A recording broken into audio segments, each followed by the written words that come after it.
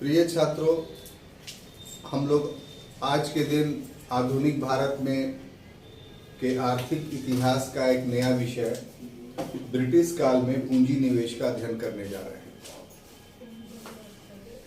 Capital investment या पूंजी निवेश अर्थव्यवस्था का एक शब्दावली है और आमतौर पे इसका प्रयोग तब किया जाता है जब अर्थव्यवस्था में उछाल लाने के लिए या अर्थव्यवस्था को और विकसित करने के लिए अर्थव्यवस्था में पाए जाने वाले पूंजी के अतिरिक्त बाहर से पूंजी डाली जाती है ताकि अर्थव्यवस्था ज़्यादा विकसित हो जाए, जो अर्थव्यवस्था की गति है वो तेज हो जाए या अर्थव्यवस्था की जो कमजोरी है वो खत्म हो जाए। तो बाहर से डाली गई अर्थव्यवस्था में पूंजी को पूंजी निवेश या कैपिटल इन्वेस्टमेंट कहते हैं। यह इस शब्द का एक सामान्य सा अर्थ है। अब किसी देश में पूंजी निवेश या कैपिटल इन्वेस्टमेंट की बात की जाती है तो इसका अर्थ ये होता है कि देश से बाहर से कोई कैपिटल इन्वेस्टमेंट आता हो और कोई कैपिटल आता हो और उसको यहां की अर्थव्यवस्था में इन्वेस्ट कर दिया जाए, तो इसको हम लोग देश के परिवेश में कैपिटल इन्वेस्टमेंट कहते हैं। आजादी के बाद, खास तौर से 1991 के बाद जब हमारे देश की अर्थव्यवस्था काफी डमाडोल हो गई थी, तो विदेशी पूंजी लाने के लिए, यानी विदेशी पूंजी को इन्वेस्ट करने के लिए सरकार ने अपने आर्थिक नीतियों में बहुत बड़ा बदलाव किया था और उस बदलाव को हम लोग बोलते थे उदारीकरण, भूमंडलीकरण और निजीकरण। जिन तीन नीतियों के माध्यम से विदेश से पूंजी भारत में लाके भारतीय अर्थव्यवस्था को गति देना था, विकसित करना था और जो आर्थिक संकट था उस आर्थिक संकट को दूर करना था। तो तत्कालीन सरकार के द्वारा अर्थव्यवस्था के क्षेत्र में जो विदेशी पूंजी निवेश के प्रति जो नीति अपनाई गई वो सफल हुई और भारत आर्थिक संकट से जो है वो उबर गया। क्लियर? ब्रिटिश शासन काल जो हमारे देश में रहा, यानी 1757 से लेकर के 1947 तक, इसमें जो कैम्ब्रिज यूनिवर्सिटी के इतिहासकार हैं उन लोगों का ये दावा है कि इस दौर में जो है वो ब्रिटेन के द्वारा भारत में पूंजी निवेश किया गया, कैपिटल इन्वेस्टमेंट किया गया और इससे भारत को बहुत लाभ हुआ। इस पर जो भारतीय इतिहासकार हैं वो अब आलोचना करते हैं और उसके विरुद्ध बात बोलते हैं कि ऐसा कोई कैपिटल इन्वेस्टमेंट नहीं। हम टॉपिक पढ़ाने से पहले आपके समझने योग्य मस्तिष्क बनाने के लिए एक एग्जाम्पल दे देते हैं जो पूर्व के क्लास में पढ़ा चुके हैं। और वो एग्जाम्पल कौन सा है? तो एग्जाम्पल है कृषि के व्यवसायीकरण से संबंधित। जब हम लोग कृषि का व्यवसायीकरण पढ़ रहे थे तो उस समय हमने आपको बताया था कि जब अंग्रेजों ने बंगाल पे कब्जा किया तो कब्जा करने के बाद अंग्रेजों को भारत से ही बहुत सारा धन मिला। आरंभ में बंगाल के नवाब से धन प्राप्त हुआ, निजी प्रकार से जो व्यापार करते थे उन व्यापार से उनको लाभ हुआ। इसके बाद बंगाल का कुछ क्षेत्र भूमि के रूप में मिला, उसके राजस्व से उनको लाभ हुआ और फिर अंत में 65 के बाद बंगाल में जब द्वैध शासन स्थापित हुआ तो कंपनी बंगाल का दीवान जब बनी तो ऐसी परिस्थिति में बंगाल का पूरा भू राजस्व का मालिक कंपनी बन गई। तो 1757 से 1772 तक कंपनी के पास अकूत संपत्ति आ गई, डेटा के साथ मैंने आपको बताया। और वहां पर क्या हुआ कि ये जो धन था ये भारत का ही धन था। अंग्रेजों ने 1757 से 1772 तक जो धन कमाया वो 100% भारतीय धन था। लेकिन भारतीय सामानों को खरीदकर यूरोप में या ब्रिटेन में बेचने के लिए इसी पैसे का जब कंपनी या निजी अंग्रेज व्यापारियों ने इस्तेमाल किया तो उस समय पूंजी निवेश का नाम दिया, कैपिटल इन्वेस्टमेंट का नाम दिया था। याद पड़ रहा है आपको? तो पूर्व के परिभाषा जो अभी भी क्लास पे हमने दिया उसके मुताबिक ये कैपिटल इन्वेस्टमेंट नहीं था, पूंजी निवेश ये नहीं था। तो हम एग्जाम्पल दे करके ये बताना चाह रहे हैं आपको कि वास्तविक रूप से जो है वो ब्रिटेन ने पूंजी निवेश नहीं किया, लेकिन जब ब्रिटिश शासन उत्तरोत्तर बढ़ता चला गया, उसके प्रभाव में वृद्धि होने लगी, तो भारतीय पूंजी से ही उसने ब्रिटेन में इतना ज्यादा विकास किया कि उस पूंजी से वृहद पूंजी का निर्माण ब्रिटेन में हो गया। और फिर 1850 के बाद उसी पूंजी का निवेश भारत में किया गया। तो कहने का मतलब यह है, यहां पूंजी निवेश के परिप्रेक्ष्य में एक कंसेप्ट बिल्कुल क्लियर कर लीजिए कि 1757 से 1857 के बीच में जो अंग्रेज बोलते हैं, यह अंग्रेज इतिहासकार कहते हैं कि पूंजी निवेश हुआ, यह पूंजी निवेश नहीं था, अपितु भारत से कमाया गया धन ही भारतीय वस्तुओं को खरीदकर ब्रिटेन में लाभ कमाया गया और इससे कंपनी को या 1813 के बाद ब्रिटिश व्यापारियों को भी अकूत संपत्ति का लाभ हुआ। माने बहुत ज्यादा क्वांटिटी में उन लोगों को लाभ हुआ और इससे ब्रिटेन में औद्योगिक क्रांति हुई और एक ऐसा चक्र चला जिससे सारा का सारा धन जो है वो ब्रिटेन जाने लगा। अब 50 के बाद 1850 के बाद 19वीं शताब्दी का जो उत्तरार्ध है 50 वर्षों का, वो ऐसा था कि अब वहां पूंजी ज्यादा हो गई तो पूंजी से पूंजी कमाने का उन लोगों ने विचार किया, तो वहां से फिर पैसा लाया भारत में। तो ये अर्थशास्त्र के मुताबिक इसको पूंजी निवेश कह सकते हैं, लेकिन व्यापक रूप से देखिए तो पूंजी वही थी जो भारत से गई थी। तो वैसी स्थिति में भी जो है वो मतलब ये भारत को लाभ नहीं हुआ। और पूंजी किस लिए आई कि इस पूंजी से पूंजी कमाने के लिए, यानी फिर दोबारा जो द्वितीय चरण हुआ उसमें भारतीय पूंजी से ही भारतीयों का फिर दोहन किया गया। अब बात समझ में आ रही है? तो ये हम मानसिकता आपको पढ़ाने से पहले बना दिया इसलिए कि आप अब टॉपिक को बढ़िया से समझिए। अगर ये मानसिकता हम पूंजी निवेश कैपिटल इन्वेस्टमेंट के परिवेश में नहीं बनाते तो इतना टफ टॉपिक आपको समझ में नहीं आता। अब जो हम पढ़ा रहे हैं, पढ़ाई खत्म हो जाएगी ये टॉपिक की, तो जो मटेरियल्स हम दे रहे हैं आपको, इतना एबिलिटी आपके अंदर आ जाएगी कि आप उस मटेरियल को नए डायग्राम बना करके या नया सुंदर स्टाइल में आप लिख सकते हैं ताकि दूसरे की लेखन शैली आपसे अलग हो जाए, है ना।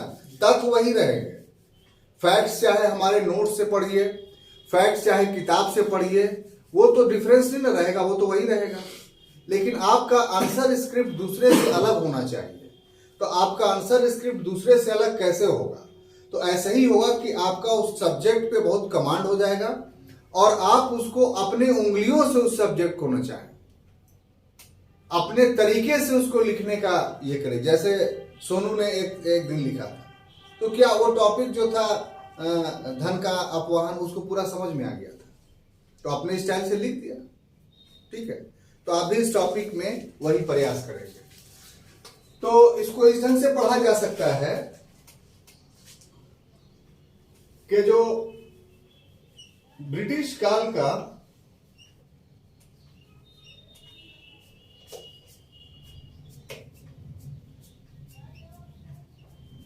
कालीन जो पूंजी निवेश का आंकड़ा है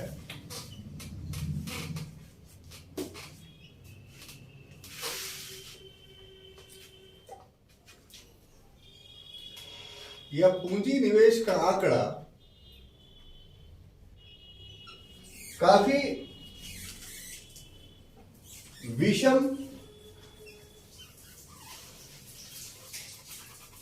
प्लस अनुपयुक्त है।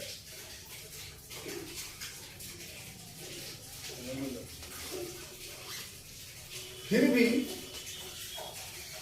जो आंकड़े इकट्ठे किए गए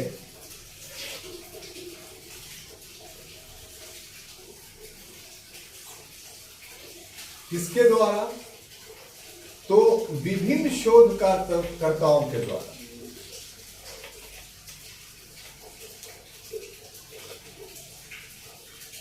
वो निम्न है।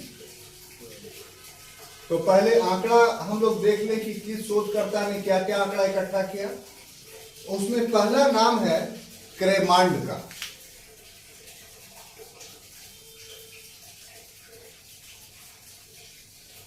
इन्होंने जो आंकड़ा इकट्ठा किया उसका समय है 1896 से लेकर करके 1910 तक। और जो आंकड़ा इकट्ठा किया गया वो स्टॉक एक्सचेंज के माध्यम से, और इस बीच में उन्होंने कहा कि भारत में कुल 645 करोड़ 645 करोड़ रुपया जो है वो पूंजी निवेश किया गया। दूसरा जो हम लोग के पास आंकड़ा है वो जॉर्ज पैश का है।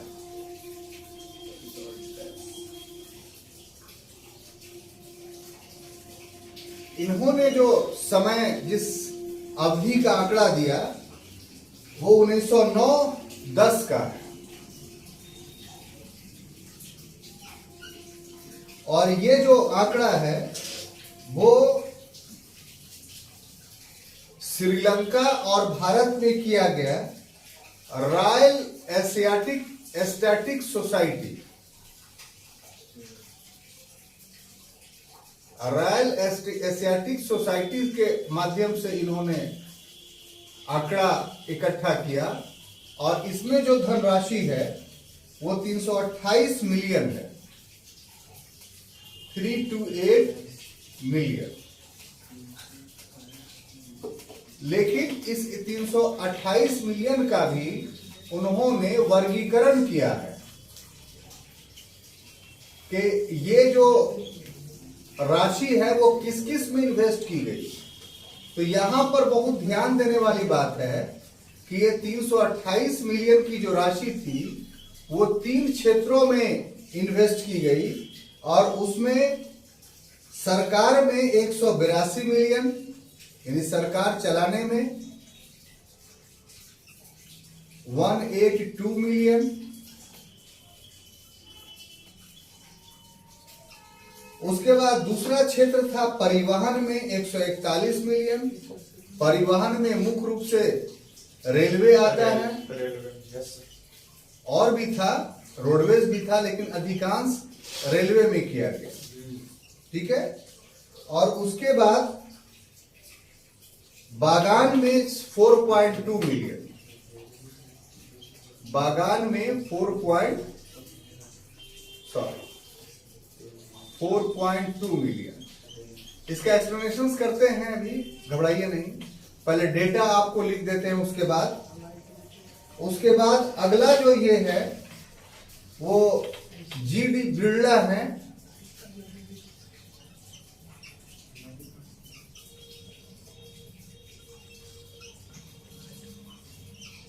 इन्होंने जो विवरण दिया है वो 1932-33 में, और कहा कि 1000 मिलियन, कितना, 1000 मिलियन पूंजी निवेश हुआ। इसके बाद दूसरे हैं फिडले सिराज,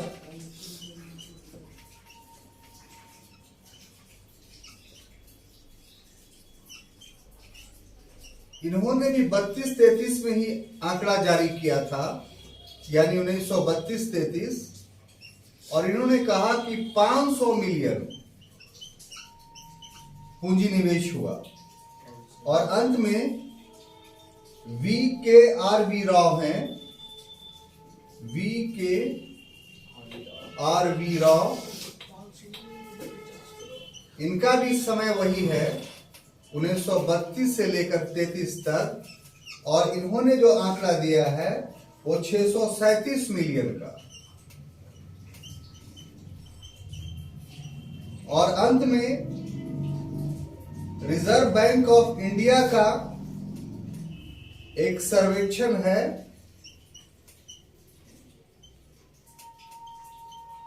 बैंक ऑफ इंडिया का एक सर्वेक्षण है जिसमें कहा गया है 504 मिलियन पूंजी निवेश हुआ। ठीक है, ये ऊपर में जितने दिए गए हैं उसकी दो विशेषताएं उभर करके सामने आती है। एक विशेषता यह है कि विद्वानों के आकलन में असमानता है।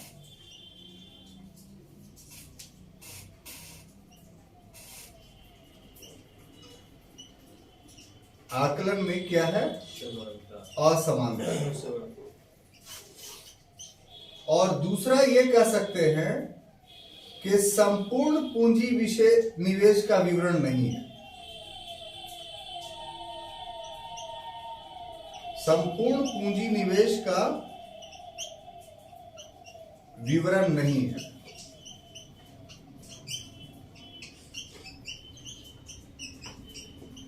तो ये आज के टॉपिक का ये पहला खंड है जो आपको बहुत अच्छे से समझना है, क्योंकि इकोनॉमिक हिस्ट्री में डेटा का काफी महत्वपूर्ण स्थान है। देखिए, हमें जो चीज पसंद लगती है वही हम पढ़ें और वही हम खाएं, तो ना हम मानसिक रूप से स्वस्थ हो पाएंगे और ना शारीरिक रूप से स्वस्थ हो पाएंगे।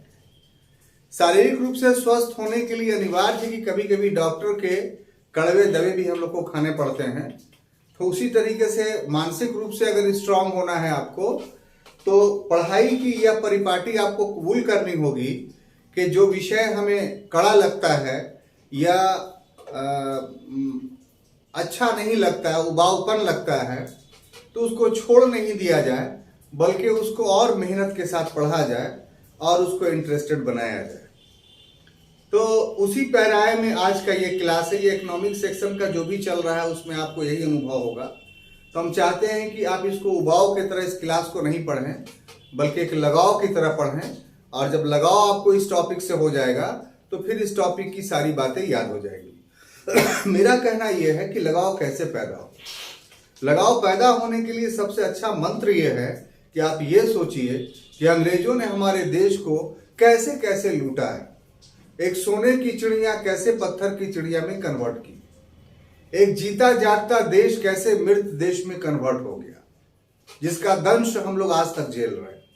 तो एक देश के जागरूक नागरिक होने के लिए ये अनिवार्य है, ये जरूरी है कि हर कोई अंग्रेजों के शोषण को समझे और जाने, ताकि भविष्य में कोई उस तरह का शोषण हमारा नहीं कर पाए।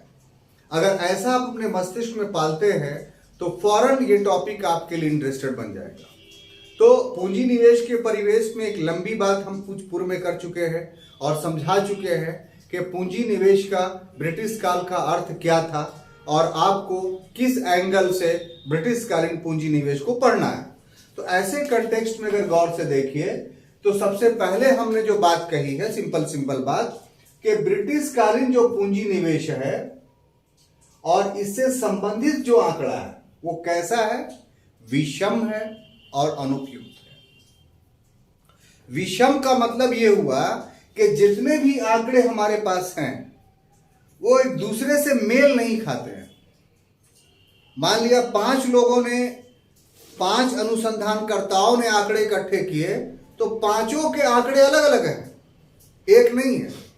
कोई कह रहा है कि 10 रुपया का निवेश अंग्रेजों ने किया, कोई कह रहा है नहीं 50 का किया, कोई कह रहा है कि नहीं 100 का किया। तो इस तरीके से आंकड़े तो एक नहीं दे रहे हैं। तो इसका मतलब क्या हुआ कि आंकड़े विषम है। और जब विषम है तो अनुपयुक्त है, प्रयोग के लायक नहीं है। अगर उन आंकड़ों को हम प्रयोग कर लेते हैं तो निष्कर्ष सही नहीं निकलेगा।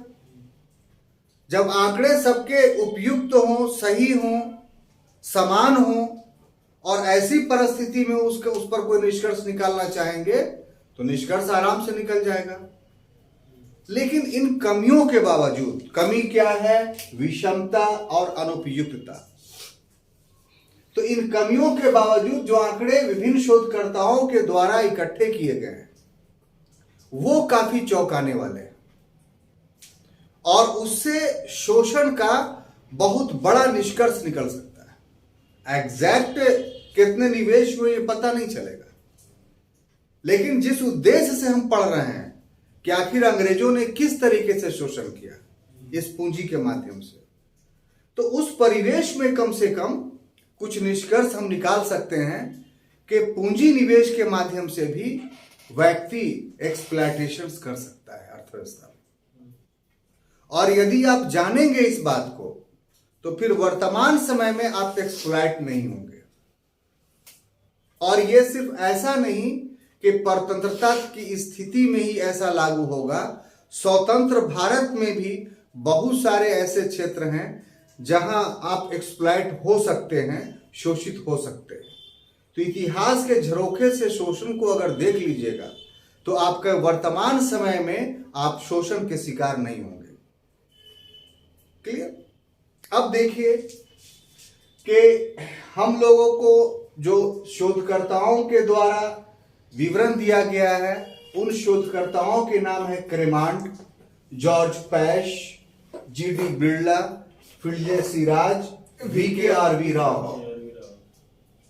तो इन्होंने बड़ी मेहनत की, आर्काइव को छान मारा, निजी जगहों पे कुछ लेख थे वहां दौड़े। आपको तो बहुत आराम से क्लास में ये मिल जा रहा है, लेकिन जब क्रेमांट ने शुरू किया, जॉर्ज पैश ने शुरू किया, तो उनको 20 साल 30 साल इसमें व्यतीत करना पड़ा। उतने मेहनत के बाद आपको ये डेटा प्राप्त हुआ। कोई रिसर्चर अगर रिसर्च करता है तो ऐसा नहीं है कि फौरन 2-3 महीना में पढ़ा लिखा और लिख दिया। आज के दौर में तो संभव भी है, क्योंकि आर्काइव ऑनलाइन हो गया है। एक घर में बैठ करके अपने लैपटॉप, अपने कंप्यूटर से पे सारे आर्काइव की चीजों को देख ले रहा है। लेकिन वो दौर याद कीजिए जब आर्काइव को देखने का मतलब ये होता था कि आपको उस जगह पर जाना पड़ेगा, यानी लाइब्रेरी में जाना पड़ेगा। और लाइब्रेरी एक जगह नहीं, पता चला कि मद्रास में वो डेटा है। आप कलकत्ता के लाइब्रेरी में बैठ के पढ़ रहे हैं तो वहां मिला कि ये पुस्तक तो यहाँ है नहीं, ये तो मद्रास में है। तो अब आप समय अपना लगा करके, पैसा लगा के मद्रास जाइए, वहां 2 महीना 3 महीना जैसा होगा बैठ के पढ़िए, तब वहां से कुछ डेटा कलेक्ट होगा। इतना कष्टसाध्य था। अब तो खैर वैसी परिस्थिति है कि आप लाइब्रेरी आपके यहाँ सारी यूनिवर्सिटी में है, वहां बैठ के आप कर सकते हैं। बहुत सारे बुक्स जो है इंटरनेट पे अवेलेबल है, उसको आप डाउनलोड कर सकते हैं। गूगल बाबा है जिसको आप लिखिए कि हमको इससे संबंधित जितना डेटा है वो खोज खाज के ला के दे दो, तो आपको हजारों डेटा ला करके दे देगा। उसमें से आप पिक एंड चूज करके विश्लेषण करके अपने लिए छांट सकते हैं। लेकिन ऐसे समय में भी जब इतना सुविधा है तो भी रिसर्च इतना आसान नहीं, क्योंकि पढ़ना पड़ता है, तुलनात्मक अध्ययन करना पड़ता है। हाँ, पहले 20 साल 30 साल लगता था, अब कम से कम 4 साल 5 साल लगेगा, लेकिन लगेगा तो समय। तो हम एग्जाम्पल्स को की महत्ता को दिखाने के लिए इतना आपसे बात कर रहे हैं कि आप समझिए कि ये सब क्रेमांट, पैश या फिल्जे सिराज, ये VKRV राव का जो नाम सुन रहे हैं और जिनका डेटा पढ़ रहे हैं, इन्होंने बहुत आराम से नहीं कलेक्ट किया। ये एक जो शब्द है 645, ये लिखने के लिए उनको कितनी किताबें पढ़नी पड़ी, कितना कैलकुलेशंस करना पड़ा, तब आपके सामने ये शब्द आया। इंपॉर्टेंस ऑफ वर्ड आपको समझ में आया? ठीक है। तो क्रेमांट ने 1896 से 1910 का समय लिया भारत का, और इस समय का डेटा कलेक्ट किया। और वो भी ऐसा नहीं कि ये संपूर्ण डिपार्टमेंट का, ये संपूर्ण भारत का डेटा था।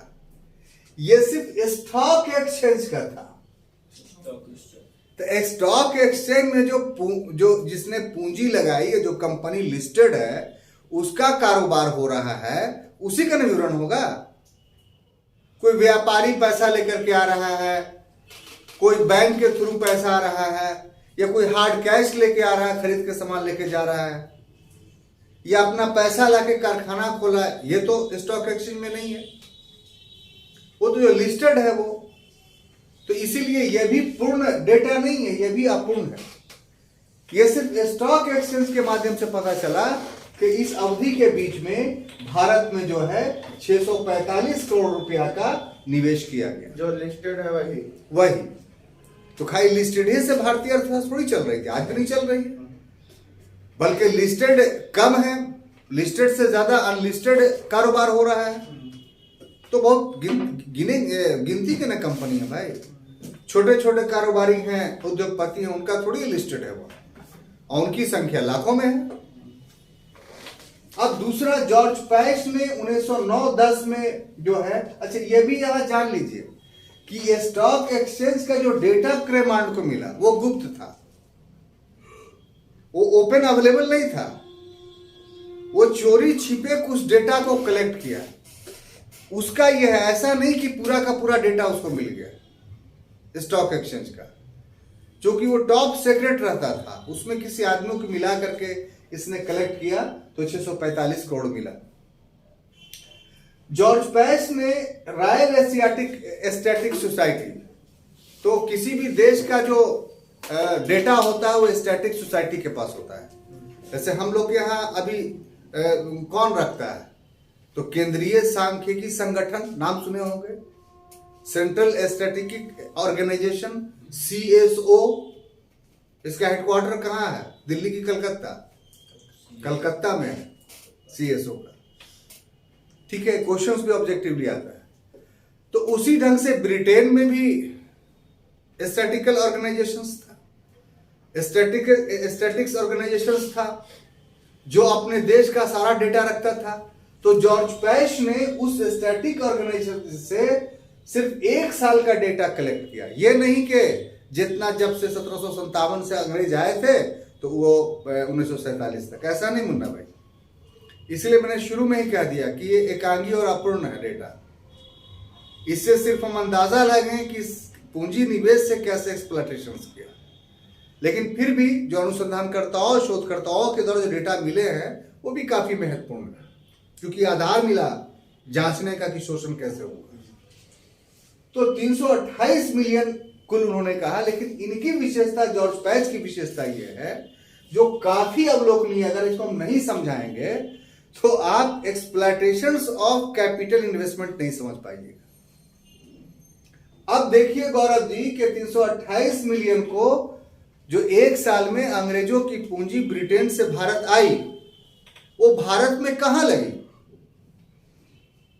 ये पैश का योगदान बहुत बड़ा है कि सिर्फ ये नहीं कहा कि 328 मिलियन आया, उसने उसका वर्गीकरण जो कर दिया, उससे एक्सप्लॉयटेशन का राज खुल जाता है। सरकार, माने सरकार चल रही है, उस पर गवर्नर जितने हैं उसमें खर्च होता है, पैसा होता है, उस पर 182 मैंने सबसे ज्यादा सरकार पर किया। अब सरकार तो उत्पादक चीज है, सरकार में हम पैसा खर्च कर रहे हैं तो इससे कोई आमदनी होगी हमको? बोलिए ना। अप्रत्यक्ष रूप से प्रभाव पड़ेगा कि सरकार पर पैसा खर्चा कर रहे हैं तो सरकार शांति व्यवस्था बनाएगी, जिससे देश में शांति रहेगी तो कारोबार होगा। अगर सरकार पे पैसा नहीं खर्च करेंगे और देश में अशांति होगी तो हम कारोबार भी नहीं कर पाएंगे। तो इस रूप से ही लाभदायक है, लेकिन सरकार अपने ऊपर पैसा खर्चा करा करके शांति नहीं उत्पन्न करे बल्कि अशांति उत्पन्न कर दे तो नुकसान ही ना होगा। इससे अच्छा था कि ऐसी सरकार ना रहती। इसीलिए तो गांधी ने कहा था लास्ट फेज में कि वो जो जापान आक्रमण कर दिया था, तो कहा था कि ब्रिटिश गुलामी से अच्छा है कि जापान भारत पर आक्रमण कर दे, भारत के स्वतंत्र लोग जापानियों से मुकाबला कर लेंगे, कितना कष्ट हो, कितना निर्धनता आ जाए, वो बेहतर है बनिस्बत जो है ब्रिटिश गुलामी के। तो क्यों? क्योंकि उसमें यह आशा नहीं थी कि जो इन्वेस्टमेंट हो रहा है सरकार में, वो सरकार भारतीयों के अनुरूप काम करेगी। ब्रिटिश सरकार जितना सशक्त होगी उतना ब्रिटिश सरकार ज्यादा शोषण करेगी भारतीयों का। कितनी सुंदर बात। इसलिए अगर ब्रिटिश सरकार कमजोर हो तो भारतीयों का शोषण भी कमजोर हो जाएगा। तो यहां पैश ने यह कहा कि 332 मिलियन में 182 मिलियन सरकार पर व्यय हुआ। इसका मतलब कि सरकार की शक्ति और एक्सप्लॉयटेशंस की बढ़ गई, सरकार कोई उत्पादन नहीं कर रही है। इसी प्रकार परिवहन में 141 मिलियन, परिवहन में ज्यादातर रेलवे में लगा। तो रेलवे से फायदा किसको हुआ? भारतीयों को। रेलवे से तो नुकसान हुआ भारतीयों को कि बड़े आसानी से सस्ते में उनके माल खरीद करके सस्ते यातायात साधनों से ब्रिटेन भेज दिए गए और फिर बने हुए माल उन्हीं रेलगाड़ियों से गांव देहातों में पहुंचा दिए गए और महंगे में बेचे गए। तो यातायात भी शोषण का आधार बना। अब आइए, बागान में पैसा लगाया गया 4.2 मिलियन। तो बागान में काम करने वाला कौन था? भारतीय श्रमिक थे। तो इनका विभत्स शोषण किया गया, बहुत कम मजदूरी दी गई। इन्हीं बागान मजदूरों का जीवन प्रत्याशा 30 और 25 साल हो गया। लेकिन उससे जो कॉफी निकला, उससे जो चाय निकला, उससे जो रबड़ निकला, उसको बड़े ऊंचे मूल्य पर विदेशों में बेच करके पैसा कमाया। तो कॉफी, रबड़ और चाय जो उत्पादित हुआ वो भारतीय श्रम की कीमत पर। लाभ भारतीय श्रम को मिलना चाहिए था, लेकिन लाभ किसे मिला? अंग्रेज कंपनी को। तो इस तरीके से पैश ने यह क्लियर कर दिया कि जो पूंजी निवेश हुआ वो पूंजी निवेश भारतीयों के शोषण के लिए किया गया था। यह अच्छा था कि यह पूंजी निवेश ना होता, हो करके शोषण की शक्ति और काफी बढ़ गई। अब वो भी अधूरा डेटा से ये शक्ति हमको दिखाई पड़ रही है। अगर हर साल का डेटा हो तो एकदम आंकड़ों के तहत साबित किया कर दिया जाएगा कि अंग्रेजों ने कितना ज्यादा भारतीयों का शोषण किया। बात समझ में आ रही है गौरव? अब देखिए आगे, फिटजे सिराज 32-33 सब रिसेंट आजादी से थोड़ा पहले के हैं। बीके अमरराव तो आजादी के बाद भी रहे, इनका भारतीय अर्थव्यवस्था में बहुत बड़ा योगदान भी है। तो फिटजे सिराज ने कहा 500 मिलियन, वीके आर राव ने कहा 637 मिलियन, जेडी बिरला ने कहा 1000 million, reserve bank of India ने कहा 504 मिलियन। खैर जो भी हो, ये विवरण में दो बातें काफी स्पष्ट है कि विभिन्न विद्वानों के जो आकलन है वो समान नहीं है, अलग अलग है, असमान है। और दूसरी बात यह कि यह संपूर्ण पूंजी निवेश नहीं है, यह ब्रिटिश पूंजी निवेश का अंश मात्र है। इससे हजारों गुना ज्यादा पूंजी निवेश हुआ, यह हमें मिला आंकड़ा। यह संपूर्ण ब्रिटिश शासनकाल का संपूर्ण आंकड़ा नहीं है, ये उसका लेश मात्र आंकड़ा है। इससे हजारों गुना ज्यादा पूंजी निवेश हुआ। उसी से आप अंदाजा लगाइए कि भारत सोने की चिड़िया से कंकड़ पत्थर की चिड़िया कैसे बन गई, और उसका दुष्प्रभाव इतना रहा कि आज तक भारत के लोग एक बहुत बड़ी भारत की जनसंख्या निर्धन है। ऐसा कभी नहीं था। तो यह था छात्रों ब्रिटिश पूंजी निवेश का आंकड़ा। अब हम अगला टॉपिक देखेंगे कि आखिर ब्रिटिश पूंजी निवेश का उद्देश्य क्या था। ठीक है, ब्रिटिश पूंजी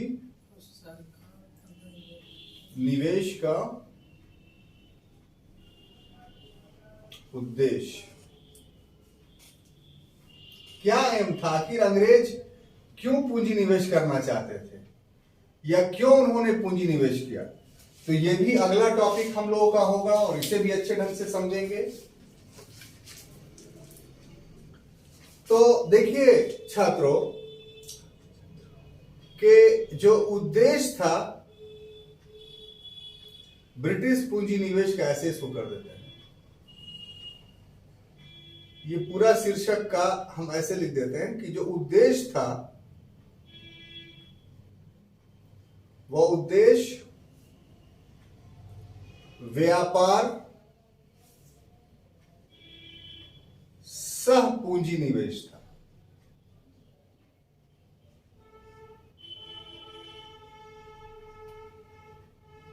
ये इस चैप्टर के लिए एक लैंडमार्क सेंटेंस है, व्यापार सह पूंजी निवेश। और इस व्यापार सह पूंजी निवेश किसके लिए था? तो कच्चे माल और खाद्यान्न की प्राप्ति के लिए। किस लिए था? कच्चे माल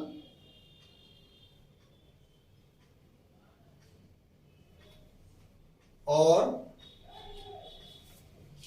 खाद्यान्न की प्राप्ति।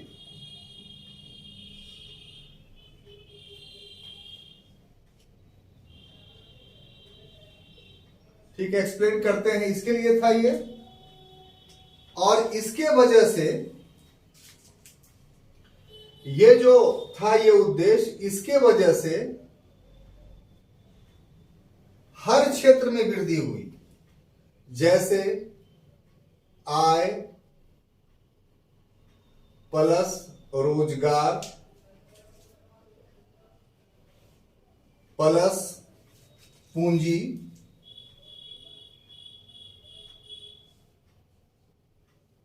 प्लस तकनीक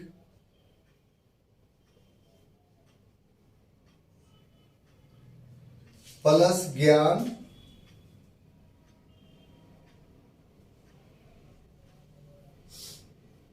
साथ ही साथ अर्थव्यवस्था।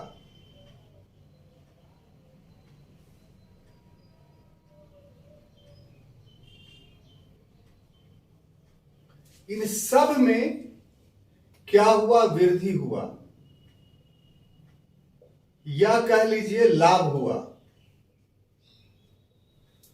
तो ये लाभ या वृद्धि जो हुई,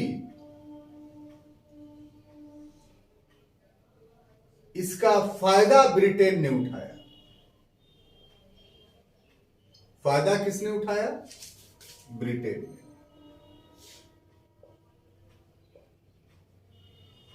अब कैसे? तो इसको उदाहरणों द्वारा स्पष्ट किया जा सकता है। दो उदाहरण देंगे तो आपको समझ में आ जाएगा। एक उदाहरण देते हैं शिक्षा का, और दूसरा उदाहरण देते हैं रेलवे का। ठीक है, अब ये दो उदाहरण आप देखेंगे तो आपको, मोबाइल आप लोग आगे रखिए, तो वैसे हम जो समझा रहे हैं समझ में नहीं आ रहा, रखिए।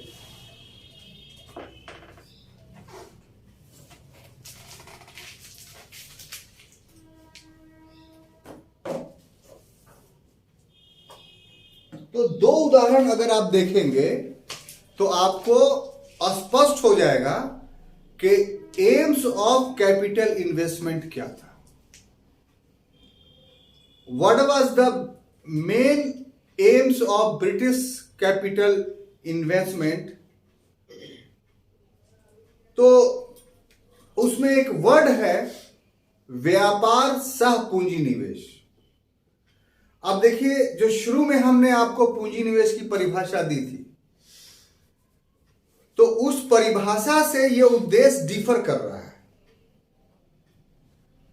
पूंजी निवेश एक सकारात्मक शब्द है। पूंजी निवेश शब्द का अगर इस्तेमाल करते हैं तो इसका उद्देश्य यह होता है कि किसी अर्थव्यवस्था को मजबूत बनाना, किसी अर्थव्यवस्था को पूर्व की तुलना में और विकसित करना, ताकि वहां के लोगों का जीवन स्तर जो है वो और ऊंचा हो जाए। तो पूंजी निवेश का ये अर्थ है, ये सकारात्मक अर्थ है। लेकिन हर चीज का आदमी जो है वो नकारात्मक प्रयोग करता है और उससे विखंडन की प्रवृत्ति आती है। नहीं, जैसे अफीम को ले लीजिए, इसका सकारात्मक प्रयोग है कि दवाओं में इस्तेमाल होता है ये, तो आयुर्वेद की दवाएं बहुत ज्यादा असर करती हैं। लेकिन नकारात्मक प्रयोग है कि लोग इसको नशे के रूप में इस्तेमाल करते हैं। तो उसी तरीके से अर्थशास्त्र में पूंजी निवेश एक सकारात्मक कंसेप्ट है, एक पॉजिटिव कंसेप्ट है। और पॉजिटिव कंसेप्ट उसका क्या है कि किसी देश के अर्थव्यवस्था को ज्यादा विकसित करना ताकि लोगों का जीवन स्तर और विकसित हो जाए। लेकिन यहां उद्देश्य क्या है? तो व्यापार सह पूंजी निवेश। यहां विकास सह पूंजी निवेश नहीं है। होना चाहिए था ब्रिटिश पूंजी निवेश का उद्देश्य कि विकास सह पूंजी निवेश, डेवलपमेंट कम कैपिटल इन्वेस्टमेंट। तो भारत बहुत आगे बढ़ जाता। हम अंग्रेजों को भी बाहर नहीं करते, नहीं पप्पा रहो तुम ही, तुम्हारा उद्देश्य अच्छा है, नेक आदमी हो। हम लोग भारत के लोग ऐसे भी शासक नहीं बनना चाहते हैं। तुम लोग ठीक ठाक से रहोगे तो हम तुम्ही को माँ बाप मान लेंगे। लेकिन क्यों नहीं माना हम लोगों ने? क्या वजह था? तो वजह था कि पूंजी निवेश का मापदंड उनका विकास सह पूंजी निवेश नहीं था, बल्कि व्यापार सह पूंजी निवेश था। ट्रेड कम कैपिटल इन्वेस्टमेंट। मतलब हम पैसा लगा रहे हैं बनियागिरी के लिए, विकास करने के लिए नहीं। 100 में एक बार लाभ कमाने के लिए। हम समझते हैं कि आपको इस ढंग से पढ़ाने से ये जो शब्द है बिल्कुल हल्का हो गया होगा, और फिर आपके अंदर ये कैपेबिलिटी आ गई होगी कि आप जैसे चाहिए मोड़ मार करके लिख सकते हैं, एक्सप्लेन कर सकते हैं अपनी चीजों को। लिख के लाइएगा, देखिएगा बहुत आपके लेखनी में कितना उत्तरोत्तर वृद्धि होती है। बोलते हैं ना कि सर कहां से शुरू करें, कैसे लिखें, तो इसका जवाब ये कि ठीक से टॉपिक को आपको पढ़ाया ही नहीं गया, समझाया ही नहीं गया। अरे भाई मेरे, ये तो सब किताब में लिखा हुआ ये बात, किसी का निकाल करके देख लीजिए, राम लखन शुक्ला का देख लीजिए निकाल करके, ग्रोवर का किताब निकाल कर देख लीजिए, सब में ये सब डेटा मिलेगा। लेकिन इसको एक्सप्लेन नहीं कर, किताब में संभव ही नहीं कि एक्सप्लेन करें। तो टीचर का उत्तरदायित्व है कि आपके शक्ल देख करके, आपका ज्ञान देख करके, आपका कैपेबिलिटी देख के समझाए चीजों को, ताकि आप समझ जाएं और तब लिखिएगा तो आप ज्ञानी बन जाए।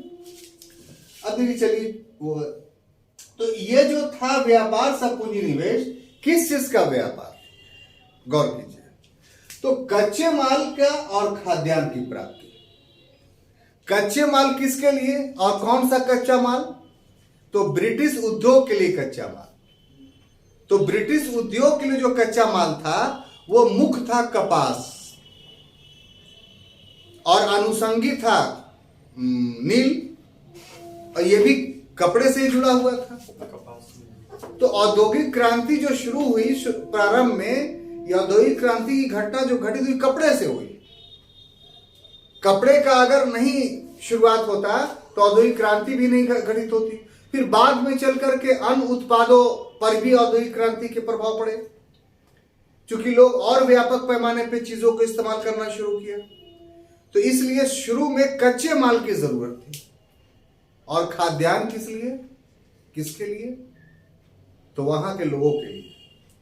सवाल पैदा ये होता है गौरव जी कि क्या पहले भारत से अनाज नहीं जा रहा था तो वहां के लोग क्या खा रहे थे? तो इसका जवाब यह है कि वहां की जितनी पॉपुलेशन थी उस वक्त भारत में कब्जा करने से पहले अंग्रेजों का, तो वो पॉपुलेशंस के अनुरूप वहां उत्पादन हो जाया करता था। लेकिन जब अंग्रेजों ने अपना औपनिवेशीकरण नीति अपनाई और विश्व के बहुत सारे देशों में अपना उपनिवेश स्थापित कर लिया, तो उसको इस बात का एहसास हुआ कि हमारा जो साम्राज्य फैल रहा है उसके अनुरूप हमारी जनसंख्या नहीं है। इसलिए आंतरिक रूप से जनसंख्या वृद्धि की नीति भी अपनाई गई कि अधिक से अधिक बच्चे पैदा करो। तो मान लिया 5 साल 10 साल अपनाए गए, तो 5 साल 10 साल के बाद तो रिजल्ट आवेगा ना। तो इसका मतलब रिजल्ट क्या आवेगा? तो जनसंख्या बढ़ जाएगी। अब जमीन तो उतना ही था, खाद्यान्न तो उतना ही उत्पन्न हो रहा था। तो बढ़ी हुई जनसंख्या के लिए अनाज कहां से जाता था? इंडिया से कम दामों पर मिलता था। तो इसलिए जो ट्रेड हुआ, जो व्यापार हुआ, वो ट्रेड व्यापार किस चीज का हुआ? कच्चे माल का, खाद्यान्न और खाद्य प्राप्ति का। तो क्या इससे फायदा हुआ? तो बेशक फायदा हुआ इससे। क्या क्या फायदा हुआ भाई? तो आय भी बढ़ी, ठीक है, रोजगार के अवसर भी मिले। ये सब कहां मिल रहा है? इंडिया में। Good, intelligent. और पूंजी भी बनी इंडिया में। ऐसी बात नहीं है कि अरे भैया इतना सोच लो कि जो क्या बोलते हैं, जो घी मथेगा तो कुछ ना कुछ घी वाला लाभ तो उसको हो ही जाएगा। नहीं, वह हाथ में लगेगा, उसका घी चाट लेगा उससे, चाहे कोई दे या नहीं। महके सुम के घी की तासीर बहुत सारे शरीर के अंदर चल जाएगी। तो जो घी महेगा उसके अंदर, शरीर के अंदर घी के कुछ अंश चले ही जाएंगे, चाहे कोई दे या नहीं दे। तो ये एग्जाम्पल इसलिए हम दे रहे हैं कि ये सब जो लाभ हो रहा है भारतीयों को, ये इसी तरीके से हो रहा है। आप ये ना समझिए कि पूरा 1 लीटर घी आपको पिलाया जा रहा है, ठीक है। तो ये पूंजी का भी लाभ हुआ, तकनीक का भी लाभ हुआ, ज्ञान का भी लाभ हुआ और अर्थव्यवस्था का भी लाभ हुआ। भारत में वृद्धि लाभ हुआ, परंतु एक अंतर के साथ कि इसके फायदे जो थे वो अधिकांशतः, यहां पर वर्ड लिखना भूल गए, क्या? अधिकांश ब्रिटेन वाला। हाँ, पूरा का पूरा नहीं, पूरा का पूरा बोलना बेईमानी होगा, क्योंकि आप घी मत रहे हैं तो कुछ ना कुछ तो आपको फायदा हो गया, ठीक है। दही बना रहे हैं तो कुछ ना कुछ तो फायदा हो ही जाएगा। मिठाई बना रहे हैं तो कुछ ना कुछ बनाते बनाते खा जाएगा एक आध, थोड़ा टेस्ट कर रही है। जो बनवा रहा है वो बोलेगा भी नहीं कि हाँ भाई बिना टेस्ट किए हुए बनाएगा तो खराब हो जाएगा, तो ना बाबू कर लो, एक आध 2 ठो खा लो। लेकिन जो क्विंटल में बन रहा है वो क्विंटल आपका नहीं होगा। यही हुआ यहाँ कि लाभ हुआ, फायदा हुआ, लेकिन अधिकांश तक किसको हुआ? ब्रिटेन को हुआ। अब देखिए, पूरा विवरण तो हमारे पास है नहीं, लेकिन जो 2 क्षेत्र में विवरण है वो काफी अवलोकनीय है। एक, शिक्षा के क्षेत्र में यह सही बात है कि अंग्रेजों ने पूर्व की तुलना में आधुनिक स्कूल कॉलेज खोले, मेडिकल कॉलेज भी खोला, इंजीनियरिंग कॉलेज भी खोला, और इन सभी स्कूल कॉलेजों और टेक्निकल कॉलेजेस में भारत के लोग ही पढ़े। कोई ब्रिटेन से या ऑस्ट्रेलिया, अफ्रीका से लोग आके नहीं पढ़ रहा था, और भारत के लोगों की योग्यता में वृद्धि हुई। लेकिन जब वो शिक्षित हो गए तो ये शिक्षित वर्ग लाभ किसको दिया? तो ब्रिटेन को दिया, क्योंकि ब्रिटेन के पास मानव संसाधन की कमी थी, आपको अभी भी बताया है। तो कार्यालयों में काम करने के लिए, ऑफिसर्स का निचला वाला भाग देखने के लिए, या तकनीकी क्षेत्रों में कुछ काम करने के लिए, अगर उसको स्थानीय आधार पर लोग मिल जाते हैं और कम दामों पे मिल जाते हैं तो क्या दिक्कत है? इसलिए जिन जिन शिक्षित लोगों को शिक्षित किया, वो शिक्षित लोग ब्रिटिश औपनिवेशिक व्यवस्था के अंग बन गए, भारत के अंग नहीं बने। और फिर तो हद ये हो गई कि इन लोगों ने जब अंग्रेजों के संपर्क में आए तो अंग्रेजी मेम साहब भी रख लिया, यानी घर से भी ताल्लुकात खत्म। और उसी से क्या हुआ गौरव जी, कि एंग्लो इंडियन एक जाति का उदय हो गया। अब बात समझ गए? अब आइए रेल में, ये तो शिक्षा का मेरे ख्याल से समझ गए पूरा। रेलवे में क्या? तो रेलवे में ही कि भारतीय लोग थोड़ा घूमे फिरे और आए जाएं। देखिए, इसका एक छोटा सा एग्जांपल देते हैं कि अभी के समय में कि जो भारतीय रेल चल रही है, इसके बावजूद भी गांव देहातों में जाकर के आप सर्वेक्षण कीजिए और 100 लोगों से इंटरव्यू लीजिए। इस दौर में भी 2-4 लोग बूढ़ा ऐसा मिल जाएगा जो बोलेगा कि हम तो ट्रेन पर चढ़ने न कर ले ही बाबू। इतने विकसित देश में कोई शोषण का टारगेट नहीं है गवर्नमेंट ऑफ इंडिया का, क्योंकि मेरी गवर्नमेंट है। अब मुन्ना भाई ये बताइए, क्यों 4-5 लोग जो 100 में मिल जा रहा है कि हम तो ट्रेन पर चढ़वे नहीं किए हैं, तो इसके पीछे क्या कि भारत सरकार रोक रही है उसको? नहीं, उसके पास वो व्यक्ति अर्थव्यवस्था से जुड़ा हुआ अब नहीं है। उसको कहीं बाहर जाने की जरूरत ही नहीं है, वो एक गांव में केंद्रित हो गया है। ऐसे बहुत सारे लोग आपको मिल जाएंगे इस देश में। ट्रेन से सफर वही करेगा ना जो अर्थव्यवस्था से जुड़ा हुआ हो। हम यहां पढ़ा रहे हैं गया में, हमको दिल्ली से कोई जरूरतें नहीं है। तो 5 साल पहले गए थे इम्तिहान देने, लेकिन वही हमारे बगल में एक चश्मे का दुकान है, वो महीना में 4 बार दिल्ली जाता है। क्यों? उसका चश्मा बिक जाता है, चश्मे का फ्रेम खरीदने के लिए उसको दिल्ली जाना पड़ता है। कोई बहुत सा ऐसा है जो कलेक्शंस करता है सामान भेज करके, तो पूरा महीना टूर पर रहता है। तो कहने का अर्थ यह है कि अर्थव्यवस्था से जो जुड़ा हुआ व्यक्ति है वही रेलवे का प्रयोग करेगा, और लोग नहीं करेगा। वाज भी है ये। तो ऐसी परिस्थिति में अगर देखिए तो ब्रिटिश रेल जो बनाया गया था उसका उद्देश्य, अभी थोड़ा देर बाद आते हैं तो उसका डिटेल से बताते हैं कि उद्देश्य जो था वो कच्चे माल की प्राप्ति थी और बने हुए माल को पहुंचाना था। और आपकी अर्थव्यवस्था इतनी मजबूत थी ही नहीं कि आप उस रेल का इस्तेमाल कीजिए। कभी लड़का लड़की का रिश्ता करने के लिए कहीं दूर में हो गया तो जीवन में एक बार उस समय कोई चला रेल से चल जाए, न तो रिश्ता भी बहुत नजदीके में लगता था, मार दे सही पैदल पहुंच जाए वहां। बात समझ में आ रही है? या कोई कुछ वर्ग ऐसा निकला कि उनको पढ़ने के लिए जाना है पटना, तो चलो लोकल ट्रेन पकड़ के चल जाते हैं। वो भी जाता था तो 6 महीना बाद ही लौटता था पटना से अपना गांव। अब तो खैर बहुत सारे स्टूडेंट पटना गया, डेली पैसेंजरी करता है, आता जाता है। तो हम एग्जाम्पल सिर्फ को इसका आपको इसलिए दे रहे हैं कि जो विकास से जुड़े हुए लोग हैं ना, वही यातायात के साधनों का अधिक प्रयोग करते हैं। तो ब्रिटिश पीरियड में विकास से लोग तो जुड़ ही नहीं पाए थे। तो ट्रेन जो बनी भी थी वो ट्रेन सिर्फ इस उद्देश्य से बनी थी, ज्यादा मतलब पैसेंजर ट्रेन से मालगाड़ी ज्यादा थी। जो गया हावड़ा गया का रूट देखते हैं तो इसमें सिर्फ एक ही ट्रेन दिल्ली के लिए चलती थी, आज बहुत चलती है, कालका मेल। पैसेंजर नहीं था, जिसको जाना होता था कालका मेल से चला जाता था। सुभाष चंद्र बोस जो कलकत्ता घर छोड़ करके नजरबंदी से भागे थे, वो कालका मेल से भागे थे दिल्ली, पता है कि नहीं आपको? और कोई ट्रेन ही नहीं थी, लेकिन मालगाड़ी 10-20 चलती थी। तो एक्चुअली में अंग्रेजों ने इसे मालगाड़ी के लिए बनाया था इन ट्रैक को। कहा है कि सामान जो है वो कच्चे माल जो है वो वहां पहुंच जाए और फिर बना हुआ माल बाजारों में पहुंच जाए। या रोड ट्रांसपोर्ट का भी जो विकास किया था, उस विकास करने का उद्देश्य यही था।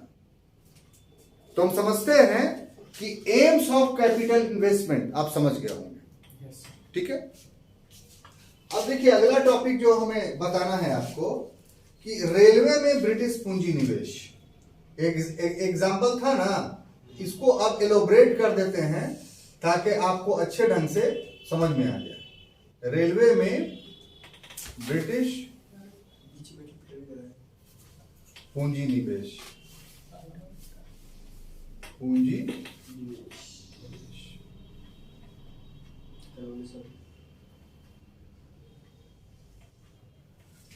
अब देखिए साहब,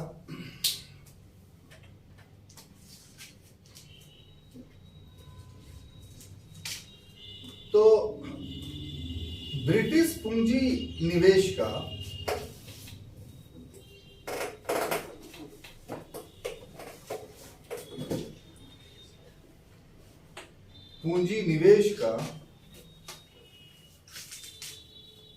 अच्छा प्रतिमान यानी गुड स्टैंडर्ड,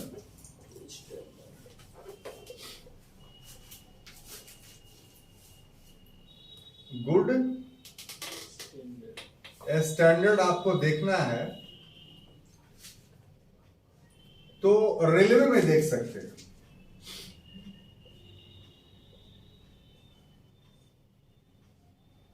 डलहौजी के एक पीरियड में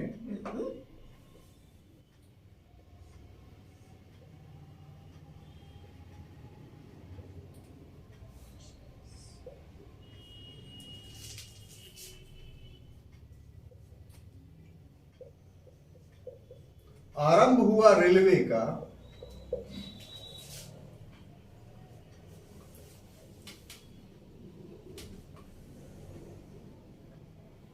निम्न उद्देश्य था।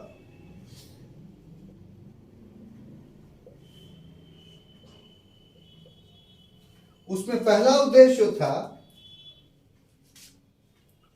व्यावसायिक और सामाजिक फायदा।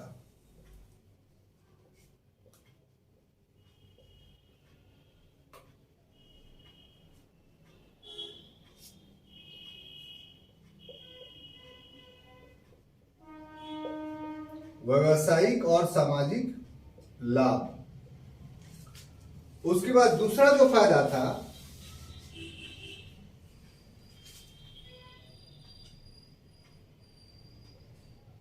दूरस्थ क्षेत्रों में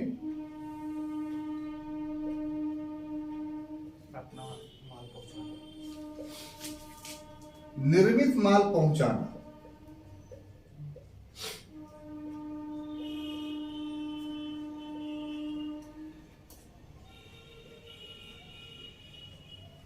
और तीसरा था कि दूरस्थ क्षेत्रों से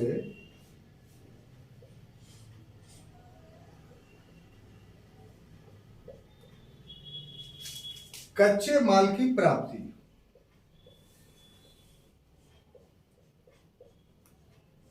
कच्चे माल की प्राप्ति। और चौथा था कि सैनिक गमनागमन।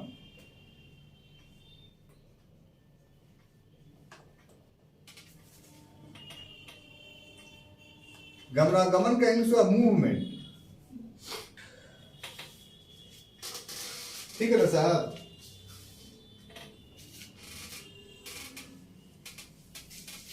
तो देखिए, इसको थोड़ा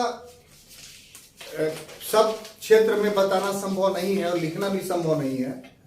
तो आपके लिए जो नोट्स तैयार किया गया उसका एम्स ये है कि पूंजी निवेश का जो वास्तविक चीज है वो आपको उभर करके सामने आ जाए। तो उसका सबसे अच्छा एग्जाम्पल है रेलवे।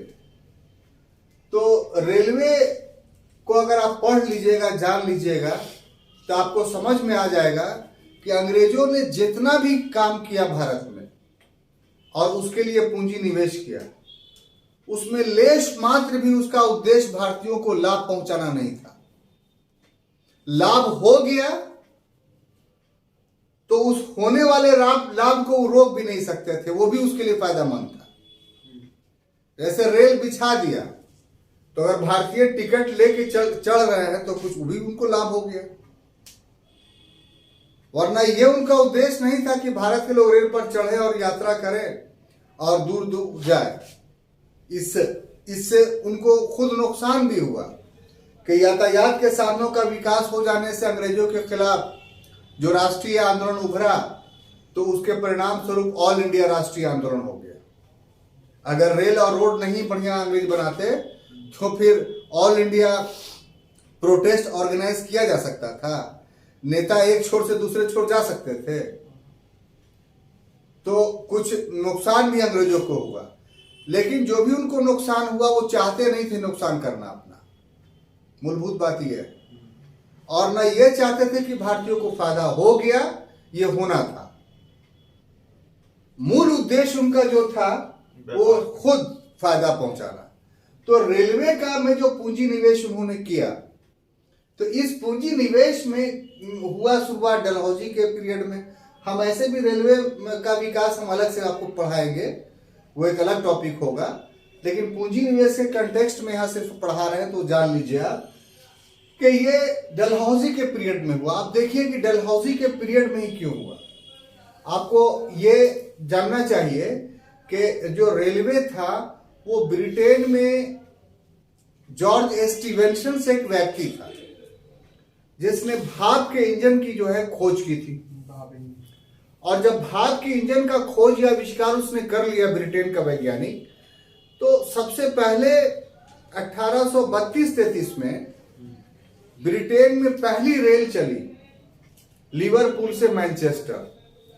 तो वहां भी अंग्रेजों ने जो रेल चलाया वो व्यापार के उद्देश्य से ही।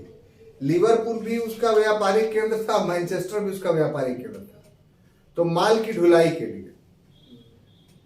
यानी 19वीं शताब्दी के प्रथम अर्ध दशक में ब्रिटेन में रेल का विकास हो गया था। अब इस प्रथम अर्ध दशक में ब्रिटेन में एक और परिवर्तन हो रहा था कि वहां के पूंजीपतियों के पास पूंजाधिक हो गया था, यानी पूंजी अधिक हो गया था, वेल्थ। और वो सब पूंजी कहां का था? भारत ही का था। यही की वजह से पूंजी अधिक हो गया था। तो 50 तक जब आया ना, तो उन लोगों ने दबाव बनाना शुरू किया ब्रिटिश सरकार पर कि हमारे पूंजी को भारत में निवेशित कराइए। क्यों दबाव बनाया? क्योंकि ब्रिटेन में सूद की दर उस समय 2% थी। अगर ब्रिटिश व्यापारी अपने पूंजी को ब्रिटेन में निवेशित करते तो 2% उनको लाभ होता उस पूंजी पर। लेकिन उसी समय भारत में उनको पता था कि 18% ब्याज दर है। कहां 2%, कहां 18%। और साथ ही साथ उनको इस बात की गारंटी भी थी कि भारत में तो हमारी सरकार है, पूंजी डूबेगी नहीं, सरकार गारंटी ले लेगी। तो यानी भारत में पूंजी निवेश करने के लिए सबसे अच्छा ब्रिटेन के पूंजीपतियों को पूंजी निवेश करने का सबसे अच्छा स्थल भारत मिला। एक ये विचारधारा चल रही थी, ये कह लीजिए ये दबाव चल रहा था। दूसरी तरफ भारत में जब ब्रिटेन में लिवरपूल से मैनचेस्टर चल गया, तो भारत में भी रेल बिछाने का कार्यक्रम शुरू हो गया। सबसे पहले लगभग 1848 से 44 की बात है कि मद्रास में कोशिश की गई रेल बिछाने की। रेल की पटरियां भी बिछाई गई, बॉगी भी डाले गए, लेकिन दिक्कत यह था कि इंजन नहीं आ पाया ब्रिटेन से। तो आरंभिक जो मद्रास में रेल हुआ उसको घोड़ा खींचा करता था। तब घोड़ा कितना खींच पाएगा, सोचने वाली बात है। तो सफल नहीं हुआ। उसका एक प्रतिरूप अभी भी पाकिस्तान में है, माने ऑलरेडी चल रहा है। मतलब उसका देखा देखी मद्रास में जो था, वो पाकिस्तान भी तो उसमें ब्रिटिश शासन के अधीन था ना। तो वहां भी स्थानीय आधार पर जो है अंग्रेजों ने शुरू कर दिया था लोकल ट्रांसपोर्टेशन के लिए। तो पता नहीं कहाँ का वीडियो है, हम नहीं बता सकते हैं, इसलिए पाकिस्तान इतना हम जानते हैं कि पाकिस्तान का है, लेकिन पाकिस्तान के किस इलाके का है उसमें नहीं बताया था। तो है क्या, एक आदमी का पूरा पुश्तैनी पेशा है वो। उसमें कि 2 ठो बॉगी जो है ना बनाए हुए छोटा छोटा, जैसे हिल स्टेशन में बॉगी बनता है ना, और अंग्रेजों के समय से ही वो छोटी लाइन बिछा हुआ है। ट्रम उसको कहते हैं, ट्रम चलता है रोड पे। ट्राम तो और बड़ा होता है, ट्राम तो कलकत्ता में है ही है, उसकी बॉगी बड़ी होती है, उससे छोटा है। हाँ उससे भी छोटा। वो बॉगी आपको देखना है ना, तो यहाँ भी चलता था गया से राजगीर छोटी लाइन, वो तो बंद हो गया। अभी देखना है तो पटना चिड़ियाघर में जाइएगा तो जू को घुमाने के लिए उस तरह का बॉगी बना हुआ है। हाँ सर, आप देख लिया, उस पर बड़े लोग भी बैठ जाते हैं, ऐसा नहीं कि सिर्फ बच्चे ही के लिए है। 4 छोटा हाँ 4 आदमी बैठता है, 4 आदमी। वो जो छोटा वाला भी टेम्पू चला है ना, टोटो क्या बोलते हैं, टोटो, बस वही बात एग्जैक्ट। हम उतना बेकार का एग्जांपल दिया, हम शुरू में टोटो बोल देते तो ज्यादा अच्छा होता। तो टोटो जो है ना उसी तरह की बॉगी है, और 2-3 ऐसे लगा हुआ है, और पटरी तो उसी समय का है। तो अच्छा खासा डिस्टेंस कवर करता ही नहीं कि कैसे वो बता रहे हैं। तो वो बहुत सारा है, मतलब उस लाइन में 4-5 वैसा चल रहा है एक लाइन से, और लाइन एक ही है। तो उसमें घोड़ा आगे जो है वो रखे हुए हैं, समझ गए। तो घोड़ा का जो रस्सी होता है जो उसके कंधे में बना हुआ है, वो रस्सी में पीछे हुक लगा हुआ है, और हुक को रेलगाड़ी में जो है रेलगाड़ी के बॉगी में बांध देता है, और उसी रेलगाड़ी में बैठ के फिर घोड़ा को चलाया, वो चलने लगा। अब वो चल रहा है तो उधर से अगर आ रहा है इसी टाइप का दूसरा, तब क्या होता है, इसका बॉगी सेम है तो इसका पैसेंजर उसमें ट्रांसफर हो जाता है, उसका पैसेंजर इसमें, और घोड़ा खुल करके फिर जो है चेंज हो जाता है पीछे। तो इस इस ढंग से माने सस्ते में बहुत अच्छा यातायात का साधन है।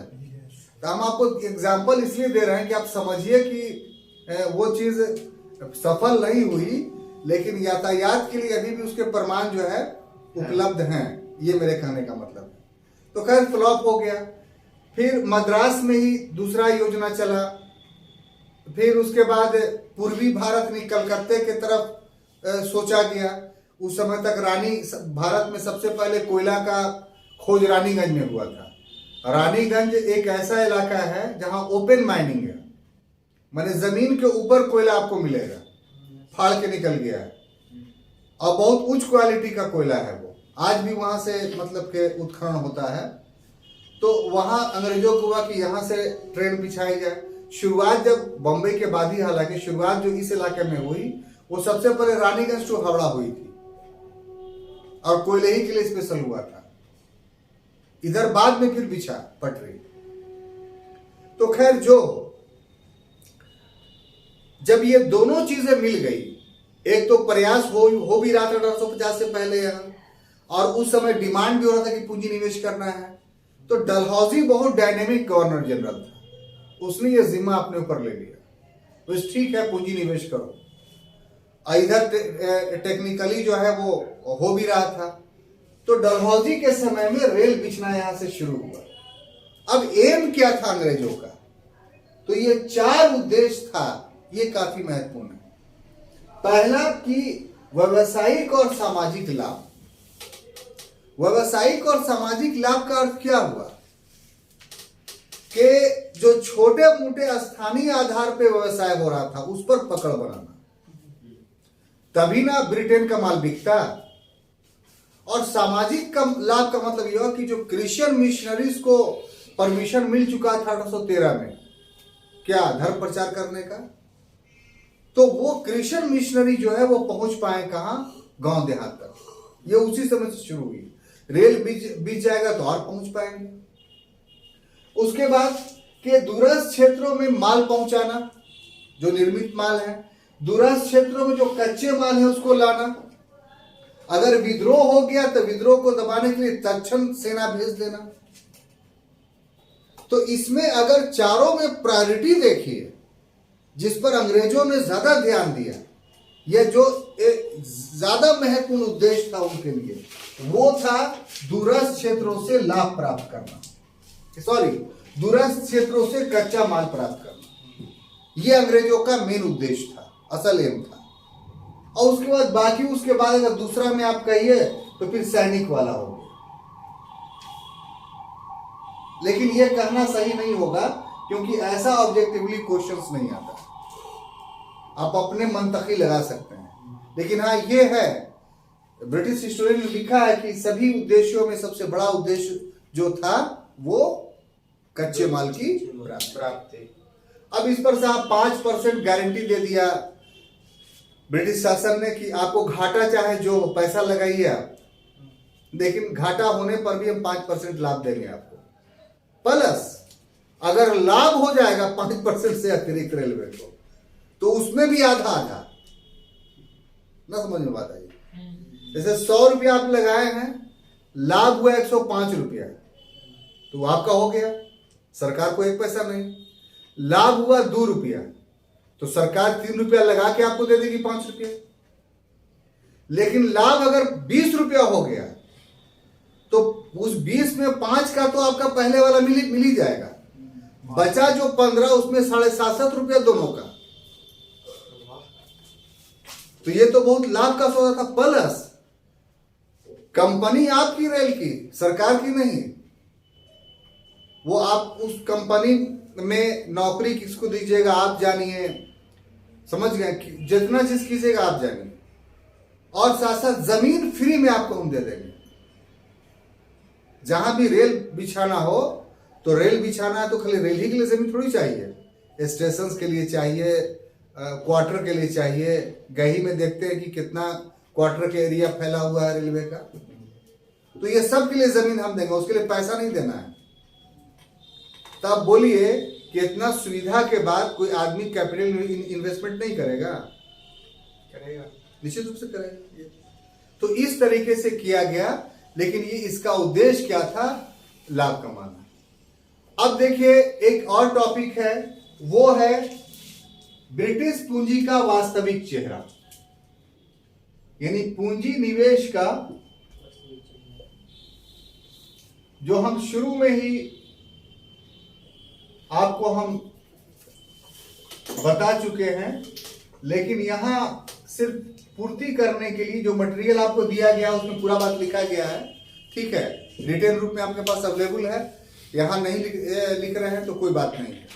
वास्तविक चेहरा जॉर्ज पैश ने यह दिया कि पूंजी निवेश अगर उत्पादन के क्षेत्र में हो रहा है, प्रोडक्शंस के क्षेत्र में, तब उससे देश को लाभ होगा।